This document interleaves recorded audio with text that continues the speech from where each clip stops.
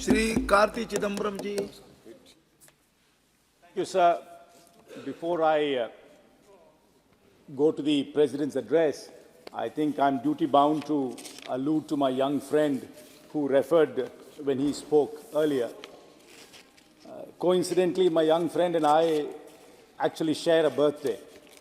And unfortunately, he's not here to listen to me, and I'm sure he will listen to me via the social media. In his eagerness to please his leader, he actually ended up sounding like the leader of a fan club and not like an independent-minded member of parliament. Sir, I was very glad that he reaffirmed that his party believes in unity in diversity. And he referred to Shyama Prasad Mukherjee ji's speech in the Constituent Assembly. And he said the genesis of his political party comes from Sri Mukherjee, and they believe in unity in diversity.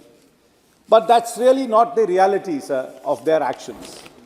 The ruling party in India today believes uniformity is unity. And we in the Congress party and we in the opposition will always fight to preserve the cultural, linguistic and religious diversity of India. We will fight this, one that policy of this government. One language, one religion, one kind of culture, now even one temple, one God. And even taking away the diverseness of our nation will always be resisted. Sir, while the ruling party might have to please its leader and indulge in sycophancy, the reality of their India and the reality of what is actually happening is very, very different. Sir, our Honorable President was ceremoniously brought into this House with a parade with the Sengol leading the way. The Sengol stands for righteousness and for great virtues. But this much-wanted Sengol has witnessed two events in this very House which have been unprecedented. There has been a criminal trespass in this House which this Sengol witnessed, which many of us were here in the House on December 13th when there were trespassers who jumped from the visitors' gallery.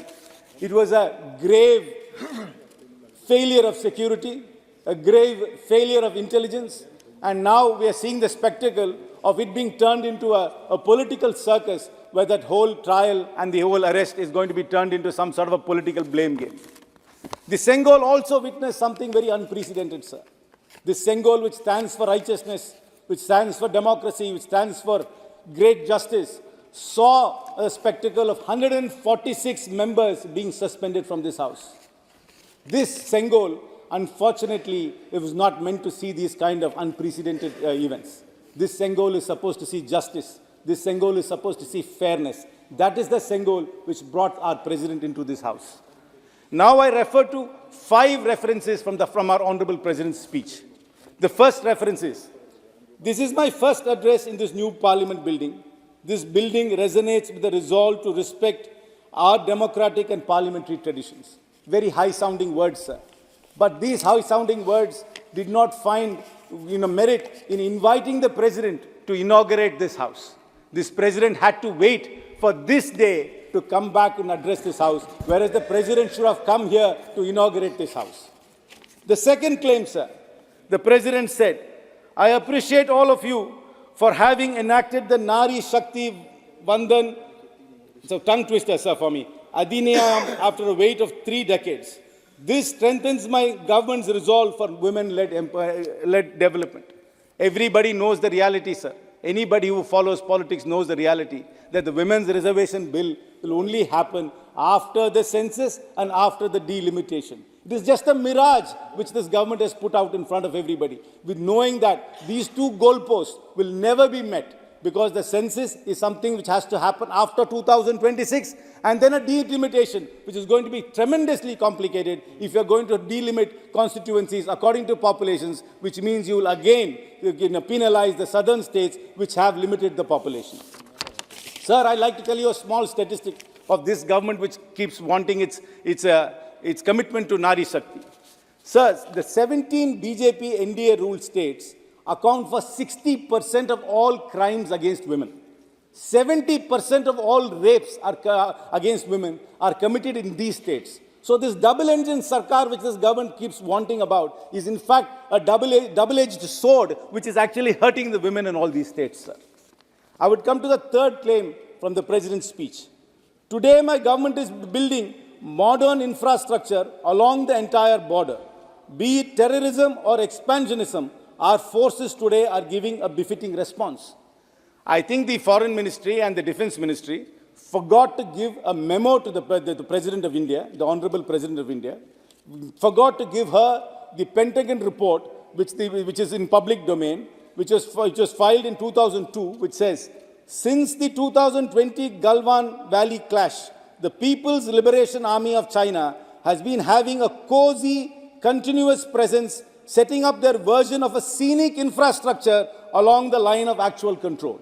Till date, we haven't had a categorical statement from the government, be it the Prime Minister, be it the Home Minister, be it the Defense Minister, categorically saying what is actually happening in the actual line of control which borders China, whether there's been incursions or not.